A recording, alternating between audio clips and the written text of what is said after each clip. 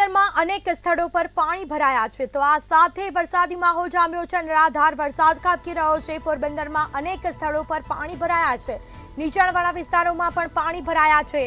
આ સાથે એમએલએ અર્જુન મોઢવાડિયાએ સમીક્ષા કરી હતી। બીજી તરફ નરસંગ ટેકરી રોકડિયા હનુમાનમાં પણ સમીક્ષા કરવામાં આવી। રાજીવનગર બોખરી વિસ્તારમાં પણ મુલાકાત લીધી હતી।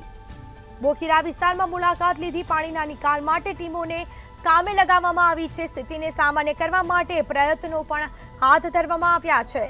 તો ધોધમાર વરસાદ ખાબકી રહ્યો છે। પોરબંદરમાં અનેક વિસ્તારો પાણીમાં ગરકાવ થયા છે। આ સાથે રાજીવનગર બોખીરા વિસ્તારમાં પણ મુલાકાત લીધી હતી। પોરબંદરમાં અનેક સ્થળે પાણી ભરાતા લોકો પરેશાન થયા છે। આ સાથે જ ધોધમાર વરસાદ ખાબક્યો।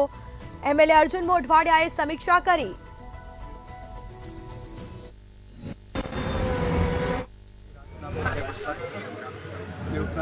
अगाऊ 2 દિવસથી થોડો વરસાદ ભારે વરસાદને કારણે પોરબંદરનો જે નીચાણવાળો વિસ્તાર છે, ખાસ કરીને છાયાનો નીચાણવાળો વિસ્તાર છે,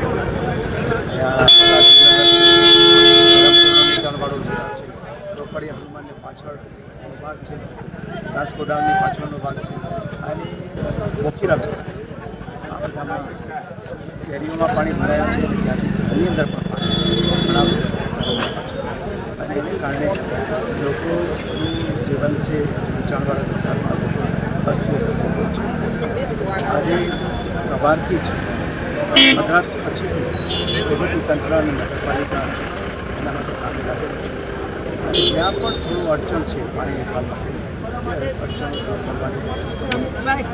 અહીંયા અત્યારે નસીબે વરસાદ પણ ઓછો થયો છે અથવા નહીવત જેવું છે અને જો આ સ્થિતિ ચાલશે તો બપોર પછીના સમય સુધીમાં પોરબંદરનું જે પાણી વોટર લોડિંગને કારણે જે પરિસ્થિતિ ઊભી છે એમાંથી ઘણી બધી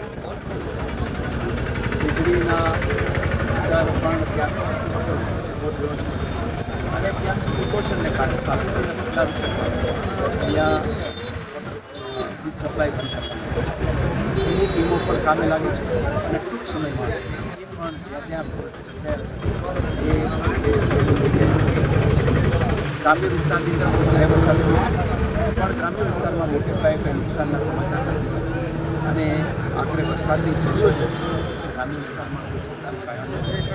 પોરબંદર શહેરમાં પાણી ભરાયા છે એના માટે કોશિશ કરી રહ્યા છે। આપ લોકોને શું અપીલ કરશો?